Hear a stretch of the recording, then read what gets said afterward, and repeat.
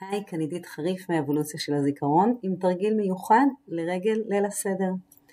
מחר נשב לשולחן ליל הסדר, השנה עם המורכבות והחסר, אבל בהרבה בתים יהיה בכל זאת סדר משפחתי גדול עם הרבה משתתפים. ואני רוצה לבקש מכם לנסות לנצל את ההזדמנות לתרגל את הזיכרון שלכם. תוך כדי הסדר תנסו להפעיל את הזיכרון, להיות אקטיביים, ולנסות לזכור איפה כל אחד יושב.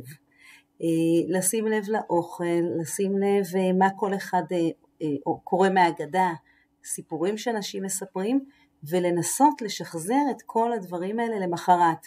תנסו לשחזר למחרת בבוקר מי ישב מסביב לשולחן, איפה כל אחד ישב,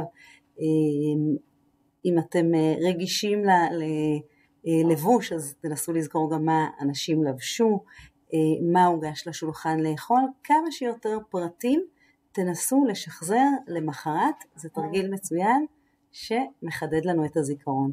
אז בהצלחה ושיהיה חג שמח, ובעיקר שיהיו בשורות טובות.